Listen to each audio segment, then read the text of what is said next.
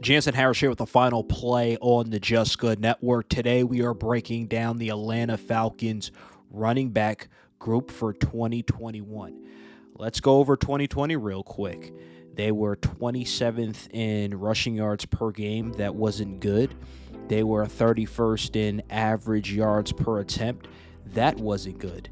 Todd Gurley, who there was some expectation for him last season to be the running back to give Matt Ryan and this offense some balance. He had some rushing touchdowns early on, but completely faded away after week 9. He just wasn't doing much. And some people blame Dirk Cutter for that. Others blame Todd Gurley and saying he was washed up. But now Arthur Smith is in town. Remember, he coached Derrick Henry, who, by the way, rushed for 2,000 yards, has been one of the best running backs in the league. He was the best running back in the league last year. So let's take a look at the Falcons running back core. First of all, let's talk about Cordarrelle Patterson and where he fits. He's 24 years old. He had a decent career at Pitt. He was the ACC Offensive Rookie of the Year in 2015. He rushed for 1,100 yards, 11 touchdowns, 14 receptions, had a touchdown catch. And since then, to me, he hasn't been that good. Played 4 years in college. Pretty much, he was a 5th-round draft pick. Probably shouldn't have got drafted, to be real with you.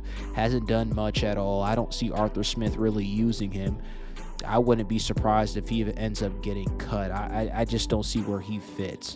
He has 4 career rushing touchdowns, 1 through the air. It just really doesn't really contribute much, but maybe a good special teams player, right? So let's move on from him. I think the guy who we should be kind of lifting our eyebrows about is Javon Hawkins. Yes, he was undrafted, but had a pretty good, successful college career. When he played his one full season in 2019 at the University of Louisville after redshirting his freshman year and opting not to play in 2020. He recorded 1,533 rushing yards, 5.8 yards attempt, which the Falcons, yards per attempt, they were 31st in the league. You got a guy who rushed for 9 touchdowns in 16 career games with the Louisville Cardinal. And again, you look at somebody who redshirted his freshman year and had a big sophomore year, opted out in 2020. His 1,525 rushing yards is the 3rd most by a freshman in ACC history. And what I like about him is this. He's drawing some comparisons to Darren Sproles. I don't know if he'll be that good, but I think he has fresh legs. I think this is a player who he's hungry, and Arthur Smith has said he's been impressed by him. Arthur Smith has said he'll get an opportunity to play on the field. So I think there's a lot to look forward to when it comes to Javon Hawkins and what he brings to the table. I do think he'll be a pretty good change-up back. I do see them using him on screen plays. I do see Arthur Smith incorporating him and putting him in a major part of this team's running game and little short passes if he could stay healthy. The one thing about him is his size, 5'9", 195, not that big of a guy. Hopefully he could hold up in the NFL. Only time will tell when it comes to that.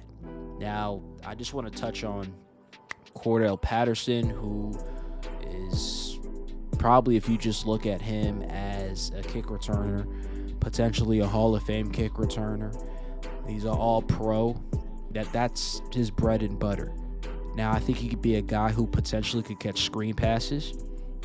The reason I also bring him up in the running back categories, he's listed as a running back. So maybe just some jet sweeps for him. We just don't know. We don't know exactly what Arthur Smith is going to cook up with some of these guys. But I had to touch on him a little bit. I think maybe he could be a change of pace guy, give them some speed on the outside, which they desperately needed last season.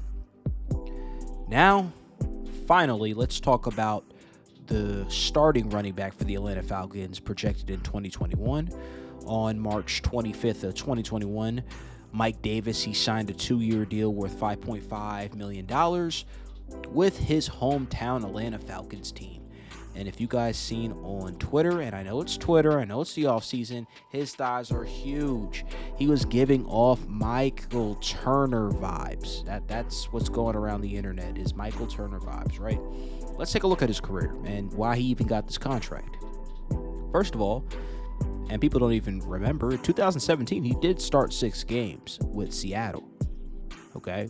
Started 6 games with Seattle and had 240 rushing yards. Not saying that was great, but then next season, 514 yards. He goes to Chicago, doesn't really play much. Goes to Carolina, 2019. Not so successful this season. In 2020, gets an opportunity. What does he do in 2020? 165 attempts, 642 yards. He had 6 rushing touchdowns, 59 receptions, 2 catches for touchdowns, 373 yards. Yeah. I think Mike Davis could bring a Michael Turner impact. Maybe not as good as Michael Turner. I don't want to put all that expectation on the 28-year-old, but I'm loving how he's looking. I think he could be a bruiser. I think that him, Davis, and Hawkins, that's a good one too. I think that's a good one too. And again, it's going to come down to the blocking as well too. It's not just the scheme. It's not just the running backs. The blocking wasn't there. So we'll see what Arthur Smith could cook up for these running backs. But look, the Falcons' running game was so bad. It was so bad last season that you could only go up from here. That's how I'm looking at it. And I expect a Mike Davis to come close. Maybe not get 1,000 yards, but come close to 1,000 yards. Maybe 800 yards. I'll take that. If he gets 800 yards and 8 touchdowns or 9 touchdowns, hopefully, maybe let's go for 10 touchdowns. That'll be a successful season for RB1, which he is projected to be. Now, the RB2 spot, I am excited about Hawkins, how they could use him on the outside, how they could use him like maybe in a Darren Sproles-like role. I'm just curious to see how that works. Now, special shout-outs, and just had to mention the Flying High Falcons podcast. We are partnered up with them on the Just Good Network.